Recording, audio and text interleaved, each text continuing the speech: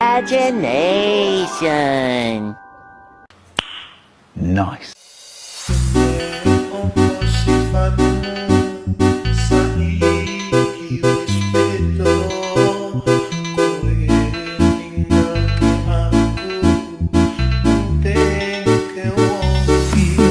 Assalamualaikum warahmatullahi wabarakatuh. Halo teman-teman, perkenalkan saya Taufikur Rahman, mahasiswa Universitas Indraprasta PGRI, jurusan Pendidikan Bahasa dan Sastra Indonesia.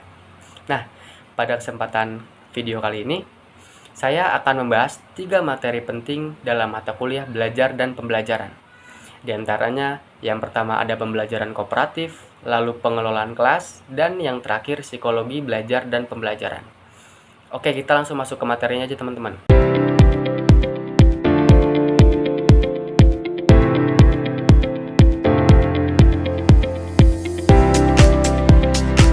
Nah, yang pertama ini ada pembelajaran kooperatif teman-teman. Apa sih pembelajaran kooperatif itu teman-teman? Nah, pembelajaran kooperatif itu adalah strategi di mana siswa bekerja sama untuk mencapai tujuan pembelajaran.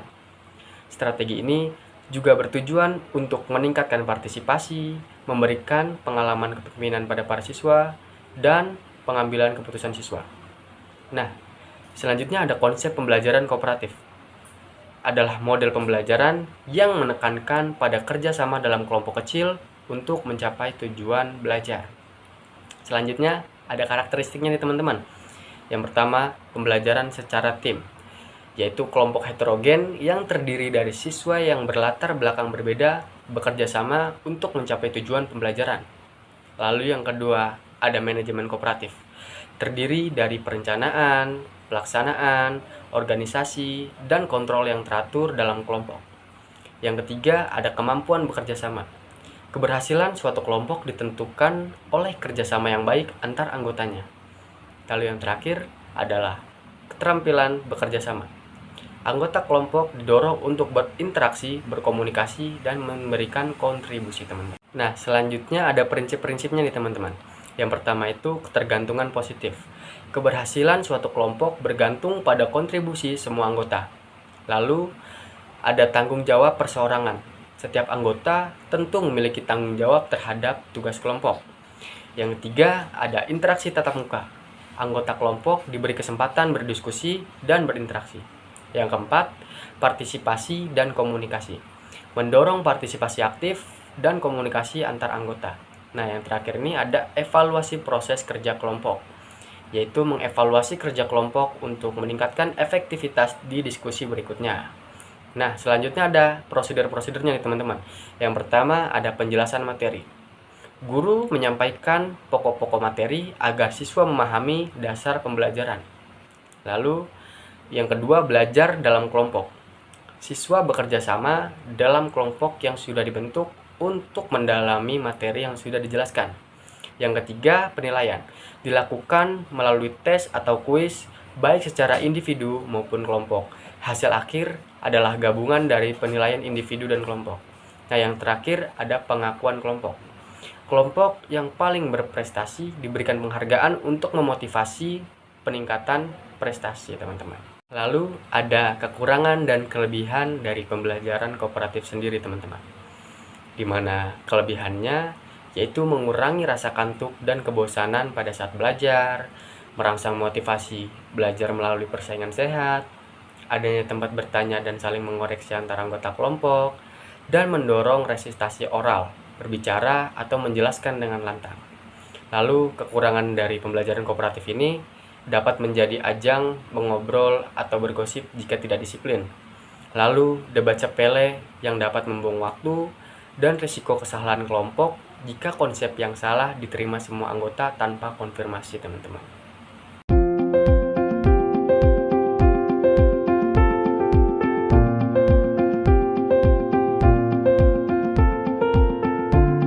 Berikutnya ada model-model pembelajaran kooperatif, teman-teman. Yang pertama, metode pembelajaran STAD. Student Team Achievement Division atau STAD merupakan salah satu tipe pembelajaran kooperatif yang menekankan interaksi antara siswa untuk saling memotivasi dan membantu dalam menguasai materi dan mencapai prestasi secara maksimal. Nah, yang kedua ada metode pembelajaran TGT. Team Game Turnamen adalah suatu tipe atau model pembelajaran kooperatif yang mudah diterapkan, melibatkan siswa sebagai tutor, sebaya, dan mengandung unsur permainan dan reinforcement. Tim game turnamen adalah pembelajaran yang menempatkan siswa dan kelompok belajar yang beranggotakan 5-6 siswa yang memiliki kemampuan, jenis kelamin, dan suku yang berbeda. Yang ketiga, ada metode pembelajaran jigsaw. Pendekatan ini menekankan bahwa siswa secara aktif menemukan dan mentransformasikan informasi kompleks serta memeriksa dan merevisi informasi tersebut sesuai kebutuhan teman-teman.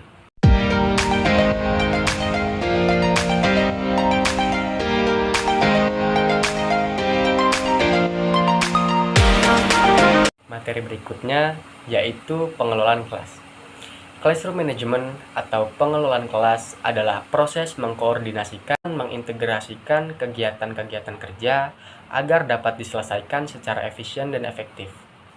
Nah, adapun faktor-faktor internal pengelolaan kelas, yaitu mencakup emosi siswa, pikiran siswa, perilaku dan kepribadian siswa, suasana lingkungan belajar, dan setiap siswa perlu diatur penempatannya. Nah, faktor-faktor eksternalnya pun mencakup pembentukan kelompok-kelompok belajar dan masalah jumlah siswa di kelas. Lalu ada prinsip-prinsip pengelolaan kelas, teman-teman. Yang pertama, pengelolaan tata ruang lingkup fisik kelas, lalu pengeluaran dan penegakan disiplin kelas, lalu pengelolaan perilaku siswa, dan pengelolaan konflik di dalam kelas, hangat dan antusias, tantangan, penggunaan alat dan media bervariasi, keluasan, penekanan pada hal-hal yang positif, dan yang terakhir penanaman disiplin diri.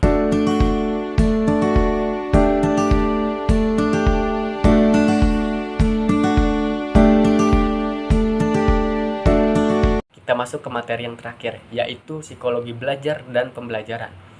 Psikologi belajar adalah suatu ilmu pengetahuan yang berusaha mempelajari dan menganalisis prinsip-prinsip perilaku manusia dalam proses belajar dan pembelajaran. Lalu, adapun hakikat-hakikat psikologi belajar. Belajar tentang psikologi pendidikan, baik guru maupun dosen. Sebab mengajar adalah suatu kegiatan yang penuh dengan unsur psikologi di dalamnya.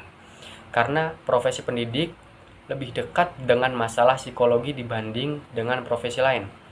Karena hal itu terlihat dari kebutuhan tenaga didik untuk memahami karakteristik anak didiknya. Lalu ada jenis-jenis metode psikologi belajar. Yang pertama ada psikologi klinis, yaitu sebuah metode yang digunakan dalam ilmu psikologis untuk menyelidiki secara teliti sejumlah individu yang mana memiliki gangguan atau kelainan dalam batas waktu yang cukup lama. Lalu, yang kedua ada metode psikologi kuesioner, di mana tenaga pendidik mengajukan sejumlah pertanyaan umumnya secara tertulis mengenai topik psikologi sosial dan pendidikan. Nah, itu dia materi pembahasan yang sudah saya sampaikan. Semoga apapun yang saya sampaikan dapat bermanfaat untuk teman-teman semua. Dan terima kasih untuk yang sudah menonton. Wassalamualaikum warahmatullahi wabarakatuh.